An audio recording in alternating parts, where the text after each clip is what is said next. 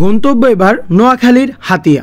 Launch ছাড়ে ঢাকা থেকে সন্ধ্যায়, যেতে যেতে পরের দিন ভোর। এবং ভোরবেলা পৌঁছানোর পরে সর্বপ্রথম নাস্তা করলাম ওই দেশের ঐতিহ্যবাহী চিতই পিঠা দিয়ে, যেটা খেতে খুবই মজা লাগে মিঠাই এবং নারকেল দিয়ে। এছাড়াও মাংস দিয়ে অনেকে খায়। তারপর ঘুম থেকে উঠে দুপুরের খাবার খেলাম। খাওয়ার পরে আমি একটু হাঁটতে বের হলাম এবং আমার এক ভাই খুব সুন্দর একটা নার্সারি করেছে। ভালোই স্পেস নিয়ে নার্সারিটি করা হয়েছে, যেখানে ছিল শাকসবজি থেকে বিভিন্ন ধরনের ফল ফলাদি গাছ, যেরকম টমেটো, তারপর এগুলো হচ্ছে রসুন গাছ, আম গাছ, বেগুন গাছ ইত্যাদি হরেক রকমের গাছ, যা নাম বলে শেষ করতে পারবো না। নার্সারির অর্ধেকটা প্রায় মরিচ গাছ দিয়েই ভরা ছিল এবং এক একটা মরিচের সাইজ প্রায় আঙ্গুলের চেয়ে বড় ছিল। এবং ছিল পেঁপে গাছ, কলা, এবং নার্সারির এক প্রান্তে ছিল একটি পুকুর। সারা বিকালটাই নার্সারিতে কাটানোর পরে সন্ধ্যায় গেলাম বাজারে। এবং এই এলাকাতে কোনো কারেন্ট নেই, যা আছে সব সৌর বিদ্যুৎ।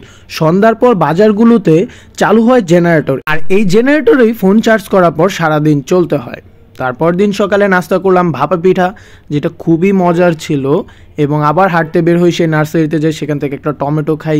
টমেটোটা খুবই মিষ্টি ছিল। তারপর ডাব পেড়ে খেয়েছিলাম।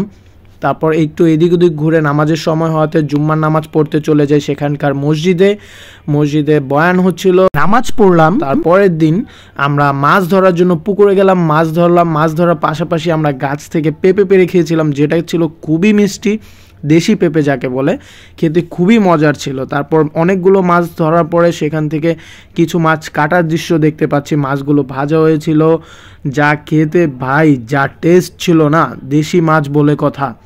এবং কিছু মাছ রান্না করা হয়েছিল। দুপুরে খাবার খেলাম, ভাত নিলাম, মাছ নিলাম। ভাই তাজা মাছ খাওয়ার না যে একটা মজা, যে না খেয়েছে সে বুঝবে। বিকালে আমরা আবার হাঁটতে বের হই। হাঁটতে হাঁটতে চলে যাই সে এলাকার প্রাথমিক বিদ্যালয়। এখানে দুটি ভবন রয়েছে।